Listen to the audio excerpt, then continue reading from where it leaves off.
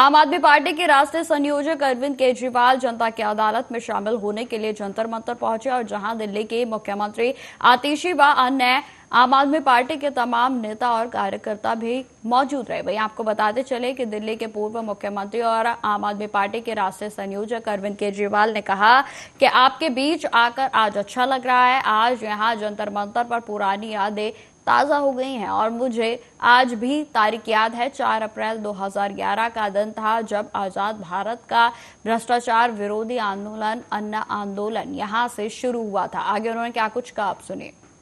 आज आप लोगों के बीच में आके बहुत अच्छा लग रहा है और आज यहां जंतर मंतर पे पुराने दिन याद आ गए। मेरे को आज भी याद है, तारीख भी याद है। 4 अप्रैल 2011 का दिन था जब आजाद भारत का भ्रष्टाचार विरोधी सबसे बड़ा आंदोलन अन्ना आंदोलन यहां जंतर मंतर से शुरू हुआ था। भ्रष्टाचार के खिलाफ आजाद भारत का सबसे बड़ा आंदोलन 4 अप्रैल 2011 को जंतर मंतर से शुरू हुआ था। 1.5-2 साल कभी जंतर मंतर, कभी मुंबई, कभी रामलीला मैदान। लेकिन उस वक्त की सरकार भी बहुत अहंकारी थी। उन्होंने हमारी बात नहीं मानी, चैलेंज करते थे, चुनाव लड़के दिखाओ, जीत के दिखाओ, चुनाव लड़के दिखाओ, जीत के दिखाओ, कहते थे ना। हम तो छोटे से लोग थे, हमें तो चुनाव लड़ना नहीं आता था और चुनाव लड़ने के लिए पैसा चाहिए, गुंडे चाहिए, आदमी चाहिए। हमारे पास तो ना पैसा था, ना आदमी थे, ना गुंडे थे। हम चुनाव कैसे लड़ते? पर वो बार बार कहते थे चुनाव लड़के दिखाओ, चुनाव लड़के दिखाओ। हम भी चुनाव लड़ लिए और देखो जनता ने हमको जिता दिया। पहली बार में दिल्ली में आम आदमी पार्टी की सरकार बन गई।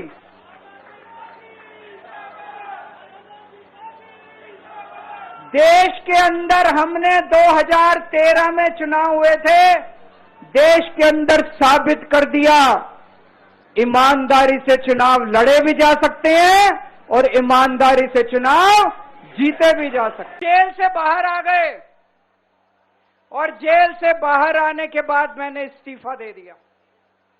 आपके मन में ये चल रहा होगा कि केजरीवाल ने इस्तीफा क्यों दिया। मैंने इस्तीफा इसलिए दिया क्योंकि मैं ये सब करने के लिए, गंद करने के लिए नहीं आया था। मैं भ्रष्टाचार करने के लिए नहीं आया था। मैं सत्ता का लालच, सत्ता की भूख नहीं है मेरे को सीएम की कुर्सी की भूख नहीं है। मैं पैसे कमाने नहीं आया। पैसे कमाने होते इनकम टैक्स कमिश्नर की नौकरी करता था। उस नौकरी में जितने करोड़ों रुपए चाहता मैं कमा सकता था। पैसे नहीं कमाने, देश के लिए आए थे। जम्मू कश्मीर के नौशेरा में रैली को संबोधित करते हुए केंद्रीय गृह मंत्री अमित शाह ने कहा कि फारूक अब्दुल्ला कहते हैं कि वे अनुच्छेद 370 वापस लाएंगे। फारूक साहब, धारा आने वाली पीढ़ियों के लिए वापस नहीं हो सकती और अब बंकर है और जरूरत नहीं है क्योंकि कोई भी गोली चलाने की हिम्मत नहीं कर सकता। वे चाहते हैं कि हम पाकिस्तान के साथ बातचीत करें। आगे उन्होंने क्या कुछ कहा, आप सुनिए। धारा 370 गई, अच्छा हुआ या बुरा हुआ? अरे जोर से बोलो, अच्छा हुआ या बुरा हुआ? ये फारूक अब्दुल्ला कहते हैं हम धारा 370 वापिस लाएंगे। अरे अब्दुल्ला साहब, 3 पीढ़ियां चली गई और 3 ला दो। अब धारा 370 कोई वापिस नहीं ला सकता। रैना ने कहा यहां हमने बंकर बनाए। अच्छा ही किया भाई, बना दिए बंकर, कभी कभार काम आएंगे। मगर मैं कहकर जाता हूं, बंकर की जरूरत नहीं पड़ेगी। किसी की ताकत नहीं है गोली चलाने की। और अगर गलती से भी वहां से गोली आई तो गोली का जवाब गोले से दिया जाएगा, गोले से दिया जाएगा। भाइयों बहनों, आज जम्मू और कश्मीर में हमारा तिरंगा फहर रहा है शान से। मुझे बताइए, ये कहते हैं कि हम शेख अब्दुल्ला वाला ध्वज वापिस लाना चाहते हैं। लाना चाहिए क्या? अरे जोर से बोलो, लाना चाहिए क्या? इस और भी बोलो, लाना चाहिए क्या? फारूक साहब, जितना जोर लगाना है लगा दो। अब कश्मीर में अगर फहरेगा तो हमारा प्यारा तिरंगा ही फहरेगा और कुछ नहीं फहरेगा। भाइयों बहनों, ये कहते हैं पाकिस्तान के साथ वार्ता करो। फारूक साहब, राहुल बाबा, हम पाकिस्तान से वार्ता नहीं करेंगे। हम जब तक आतंकवाद समाप्त नहीं होता है, पाकिस्तान से वार्ता करने के पक्ष में नहीं है।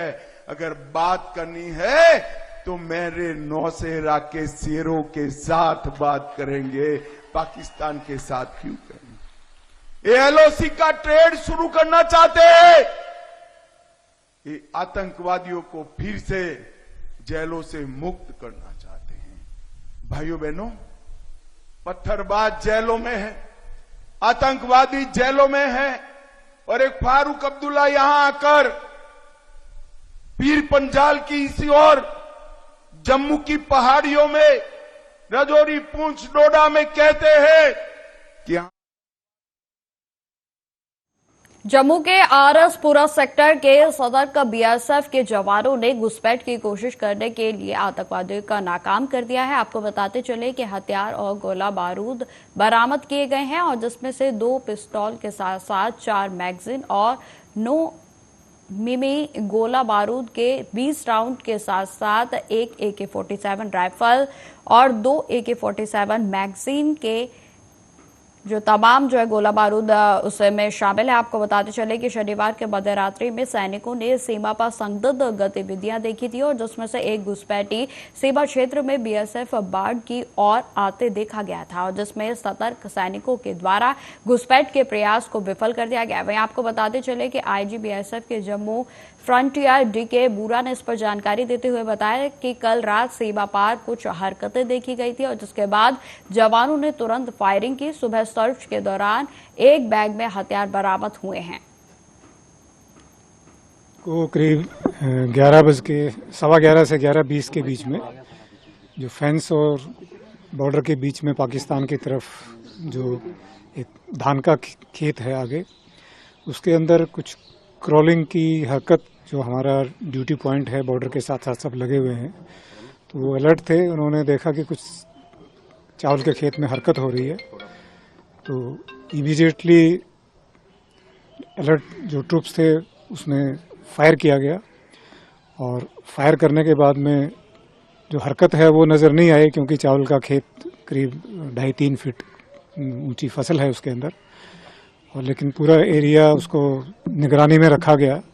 और सुबह जब सर्च किया तो एक बैग मिला जिसके अंदर हथियार और एम्यूनिशन बरामद हुआ, जिसमें एक AK-47 राइफल है, 2 मैगजीन करीब 17 राउंड हैं उसके अंदर, और इसी प्रकार से 2 पिस्टल हैं, दोनों फॉरेन मेड हैं, और उसमें भी 4 मैगजीन और करीब 20 राउंड मिले। तो ये बहुत ही अच्छा ऑपरेशन है, जिसमें एक इन्फिल्ट्रेशन बिड। उत्तर प्रदेश के अलीगढ़ तहसील कॉल में तहसील दिवस का आयोजन सप्ताह मनाया जा रहा है। आपको बताते चले कि जनता अपनी समस्याओं को लेकर तहसील में आती है, लेकिन उसका समाधान नहीं हो पाता है, और उसी को लेकर जनता में काफी आक्रोश भी देखने को मिल रहा है। आपको बताते चले कि समस्या लेकर आए ग्रामीणों के द्वारा बताया गया कि सन 2002 से लेकर अभी तक कोई समाधान नहीं हुआ है। यह समाधान दिवस नहीं है, भ्रष्टाचार दिवस है, और सिर्फ जनता को परेशान करना है। अधिकारी हमारे समस्या का समाधान नहीं करते हैं। हमने योगी मोदी को भी वोट दिया और फिर भी कोई भी हमारे समस्या का समाधान नहीं करता है। सरकारी जमीन है और उस पर कुछ लोग कब्जा कर रहे हैं, और इस शिकायत को लेकर जो शिकायत करता है वो लगातार यहाँ पर चक्कर लगा रहे हैं और लगातार उनकी ओर से यही कहा जा रहा है कि हमारी सुनने वाला कोई नहीं है, आपसे मामला नहीं है और सरकारी जमीन है और जिसमें कि सरकारी जमीन के लिए मैं लड़ रहा हूँ, लेकिन मेरी लोगों से दुश्मनी हो गई है, पुलिस मुझे उठाकर बंद कर देती है और फिर भी अधिकारी मेरी नहीं सुन रहे हैं। आसनाइदपुर तहसील कोल समाधान दिवस में आए हैं। नहीं हुआ सर, नहीं हो रहा। आदेश होते जाते, तत्काल शासकीय भूमि खाली कराने के भी आदेश है मेरे पास में, लेकिन तत्काल होगा आखिरकार कब? भ्रष्टाचार है, कब होगा आखिर तत्काल? जबकि 8 महीना हो गए तत्काल जो आदेश किए हुए हैं, तत्काल शासकीय भूमि का आदेश कब्जा मुक्त करा दें, 8 महीना हो गए, तब तक से वो आज तक कब्जा नहीं उठा है सर। जबकि मेरा कोई पर्सनल मैटर नहीं है, उसमें सरकार की स्वच्छित भूमि है जिस पर मैं आवाज उठा रहा हूँ और मुझसे तमाम लोगों की दुश्मनियां बन चुकी हैं। मैं खुद छुप करके रहता हूँ और पुलिस मुझ पर खुद मुकदमा करती है, मुझे बंद करा देती है। सरकार के द्वारा समाधान दिवस नहीं है, समाधान नहीं हो रहा सर, केवल आदेश हो जाता और कुछ नहीं होता है उस पर। अब पता नहीं ये समाधान दिवस कर रहे हैं या फिर भ्रष्टाचार दिवस कर रहे हैं। जी सर, उन्होंने आदेश लिख करके और रख लिया अपने पास में परफॉर्मा और बोल रहे थे कि हम देखेंगे इसे। आप कब से आ रहे हैं? मैं 2002 से आ रहा हूँ सर, अभी तक समाधान नहीं हुआ सर। समस्या एक भूमि संक्रमण होनी है, उसका समाधान नहीं हो पा रहा। काफी दिन हो गए चक्कर काटते काफी दिन से चक्कर काट रहे हैं कि कहते तहसीलदार वहाँ जाओ, कोई सही बात नहीं बता के देता है कि कहाँ जाए कहाँ न जाए। समस्या का समाधान करने वाले नहीं है, समस्या बढ़ाने वाले हैं और आम जनता परेशान है, किसान परेशान है। योगी जी मोदी की सरकार है, जब यहाँ न्याय नहीं मिलेगा आम आदमी पर क्या पता ही चलेंगे।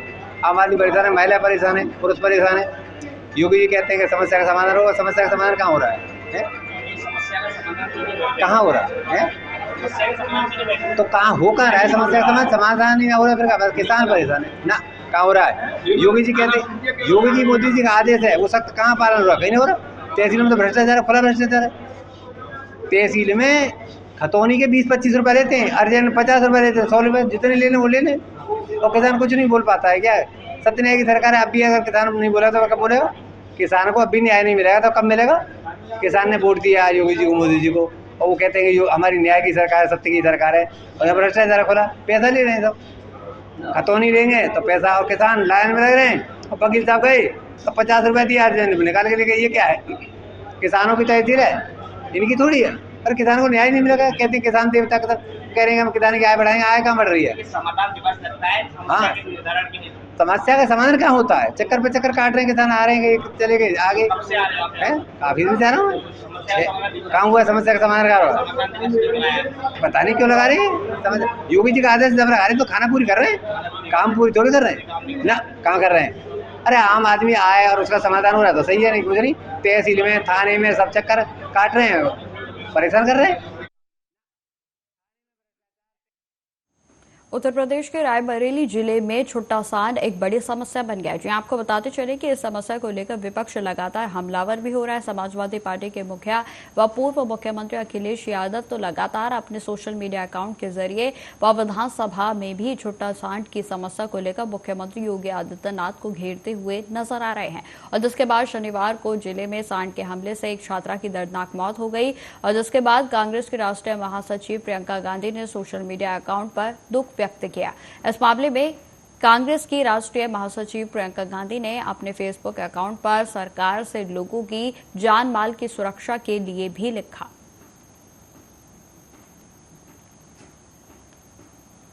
उत्तर प्रदेश के रायबरेली जिले में संदिग्ध परिस्थितियों में गांव के बाहर कुएं में के पास जो है वो महिला का शव मिला, जिसमें कि आपको बताते चले कि महिला का शव मिलने से पूरे क्षेत्र भर में हड़कंप मच गया, तो वहीं परिजनों का भी रो रो कर बुरा हाल है। आपको बताते चले कि मृतक महिला की पहचान मीरा गुप्ता पत्नी राम मिलन गुप्ता उम्र लगभग 48 वर्ष निवासी भतीजेपुर की बताई जा रही है। वहीं आपको बताते चले कि यह पूरा मामला महाराजगंज के इलाके के बताया जा रहा है। तो वहीं सूचना पर पहुंची पुलिस ने शव को कब्जे में लेकर पोस्टमार्टम की प्रक्रिया के लिए विधिक कार्रवाई भी शुरू कर दी। आपको बताते चले कि महाराजगंज कोतवाली क्षेत्र के अंतर्गत भतीजेपुर गांव की घटना बताई जा रही है।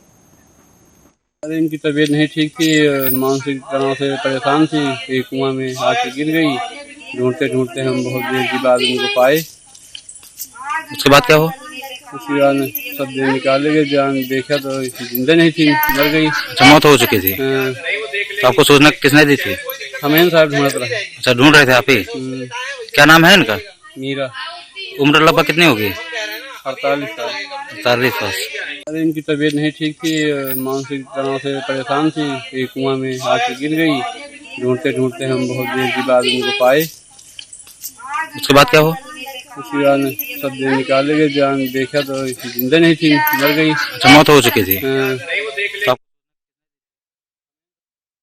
उत्तर प्रदेश के रायबरेली में बेखौफ चोरों ने पुलिस की रात्रि गश्त की पोल खोल दी। आपको बताते चले कि घर में घुसकर अलमारी व बक्से का ताला तोड़कर सोने चांदी के जेवरात समेत नकदी समेत लाखों के माल पर चोरों ने हाथ साफ कर दिया। मामला गुरुबख्शगंज थाना क्षेत्र के अंतर्गत गंभीरपुर के गांव का बताया जा रहा है, और जहां पर रहने वाले अमित के घर में बेखौफ चोरों ने घुसकर घर में नकदी के साथ सोने चांदी के जेवरातों पर हाथ साफ कर लिया, जिसमें कि आपको बताते चले कि लाखों के माल पर हाथ साफ कर दिया गया। सुबह जागने पर गृहस्वामी को घटना की जानकारी हुई। पीड़ित अमित ने बताया कि लगभग 2 लाख रुपए से अधिक का नुकसान हुआ है। तो वहीं सूचना पर पहुंची पुलिस भी जांच में जुट गई है। क्या नाम है तुम्हारा? अमित। गांव कौन सा है ये? गंभीरपुर। थाना क्या लगता है? गुरुबख्शगंज। क्या समस्या क्या हुआ है आज यहाँ पे? रात में चोरी हुई हमारे घर में। चोरी हो गई? हाँ, पूरी जेवर वेवर उठा ले गए। कितना कीमत का सामान गया है? कम से कम 2 लाख कीमत का था। कैश भी गया कुछ? हाँ, 2500 रुपये कैश। 2500 रुपये। सूचना दिया पुलिस को आपने? पुलिस को सूचना दिया। क्या बताया? रात में पुलिस आई थी, सब जांच करके गए। प्रार्थना पत्र भी दिया आपने थाने में? दे दिया। एप्लीकेशन दे दिया? दे दिया। क्या नाम है? इस वक्त की बड़ी खबर का रुख करते हैं, जो कि उत्तर प्रदेश के रायबरेली से सामने आ रही है। आपको बताते चले कि मामूली बात को लेकर 2 पक्षों में जमकर मारपीट हो गई, और जिसमें चाट के ठेले पर जो बहस है वो शुरू हुई थी, और जिसके बाद इस बहस ने खूनी संघर्ष का में तब्दील हो गई, और जिसमें कि आपको बताते चले दुकानदार व ग्राहक को गंभीर चोटें आई हैं। तो वहीं जो घायल हैं उनको आनंद फानंद में सीएचसी में भर्ती कराया गया, और वहीं आपको बताते चले कि उनके हालात जो हैं बेहद गंभीर बने हुए थे, जिसके कारण सीएचसी से जिला अस्पताल में उन्हें रेफर कर दिया गया है। आपको बताते चले कि महाराजगंज कोतवाली के इन्होना मार्ग की यह पूरी घटना बताई जा रही है। हमारे पास अभी 2 पेशेंट आए हैं। जैसे बताया जा रहा है, फिजिकल असॉल्ट का मामला है। 2 लोगों के बीच में मारपीट का घटना हुआ है। ये महाराजगंज थाना से आए हैं, इनका भर्ती करके इलाज किया जाए। हमारे पास अभी उत्तर प्रदेश के अयोध्या पहुंचे शंकराचार्य स्वामी अविमुक्तेश्वर धारानंद गोध्वज स्थापना भारत यात्रा की शुरुआत रामकोटी की परिक्रमा के साथ करेंगे। वहीं आपको बताते चले कि स्वामी अविमुक्तेश्वर धारानंद अयोध्या पहुंच चुके हैं, और जहां पर स्वामी जी के द्वारा मीडिया से बातचीत करते हुए उन्होंने कहा कि अयोध्या के संतों से आह्वान किया गया है कि वह तिरुपति बालाजी के लड्डू की घटना को गंभीरता से लेते हुए सरकार से मांग करें कि धर्म का कार्य सरकार छोड़ दे और धर्माचार्य को यह व्यवस्था सौंप दी जाए। मंदिरों की व्यवस्था सरकार के हाथों से संतों को मिलनी चाहिए। ऐसा है कि जाकी रही भावना जैसी, प्रभु मूर्ति देखी तीन तैसी। जैसी दृष्टि वैसी सृष्टि। तो किसकी दृष्टि कैसी है उसको वैसी सृष्टि दिखाई देती है। इसमें अपने लोगों को क्या कहना है। देखिए, राहुल गांधी पर क्या होता है क्या नहीं होता है इसका लेखा जोखा हमारे पास होता है। अगर आप ऐसा समझते हैं तो उसको मन से निकाल दीजिए। उनके ऊपर क्या हुआ है क्या नहीं हुआ है वो जाने। हम तो अपने गौ प्रतिष्ठा यात्रा में निकले हैं और हम केवल गाय देख रहे हैं और कुछ नहीं देख रहे हैं। अपनी आराध्या को देख रहे हैं, जिनके लिए विप्रधेनु सुर संत हित लीन मनुज अवतार, निज इच्छा निर्मित तनु माया गुण गोपार। उन भगवान श्री राम की जन्मभूमि में आए हैं, वहाँ से आशीर्वाद लेंगे, वहाँ से शक्ति प्राप्त करेंगे ताकि हम गौ माता की प्रतिष्ठा की रक्षा कर सकें। गौशालाएं सरकार द्वारा बनाई गई है, उनको लेके भी तमाम तरह के आरोप लगते रहते हैं कि वहाँ अच्छी व्यवस्था नहीं है। भाई, सरकार के ऊपर ही तो सारे आरोप हैं। सरकार हमारे मंदिर की व्यवस्था कर रही है और भगवान को जो है किस चीज का भोग लगा दिया जा रहा है। गौशालाओं की व्यवस्था हाथ में लगी रही है, वहाँ पे कैमरा आपका जाता है पत्रकारों का तो देखता है कि हालत खराब है। तो सरकार जो है धर्म के काम क्यों कर रही है? धर्म का काम धर्माचार्यों को सौंपे, यही तो हम कह रहे हैं। और क्या कह रहे हैं? हम तो यहाँ के जो संत महंत हैं, यहाँ के जो विचारवान लोग हैं अयोध्या जी के, उनसे अनुरोध आपके माध्यम से करना चाहेंगे कि ये समय है सब इकट्ठे होकर के खड़े हो जाएं और सरकार के हाथ से अपने मंदिरों को छुड़ा करके अपने धर्माचार्यों के हाथ में आए, धार्मिक जो व्यवस्था है वो सुस्थिर हो सके और इस तरह का जो छल हो रहा है उससे सनातनी जनता ठगी न जाए। ये दायित्व है धर्माचार्यों का और धर्माचार्यों को अब उस दायित्व को गौ ध्वजा की स्थापना और गौ माता की प्रतिष्ठा के लिए प्रार्थना, यही हमारा दो उद्देश्य है। तो सबसे पहले तो हम सवेरे 10 बजे संतों के साथ बैठ के थोड़ी चर्चा करेंगे, आप लोगों से थोड़ी चर्चा कर लेंगे, यात्रा का उद्देश्य बता देंगे और उसके बाद क्षीरेश्वर महादेव का दर्शन करके अभिषेक करके वहीं से हम लोग रामकोट की परिक्रमा आरंभ करेंगे और वहीं आकर के पूरा करेंगे और इसके बाद गौ ध्वजा की स्थापना की जाएगी। यही कार्यक्रम। देखिए, अब तिरुपति के लड्डू अयोध्या आए थे और यहाँ से लाखों लोगों को पहुँचाया गया। एक लड्डू जब किसी के पास प्रसाद का जाता है तो लोग उसमें से थोड़े थोड़े टुकड़े करके सबको थोड़ा थोड़ा देते हैं और हर व्यक्ति हाथ बढ़ाता है कि भगवान का। तो फिलहाल इस बुलेटिन में इतना ही। देश दुनिया की तमाम खबरों की जानकारी के लिए बने रहे हमारे साथ। नमस्कार।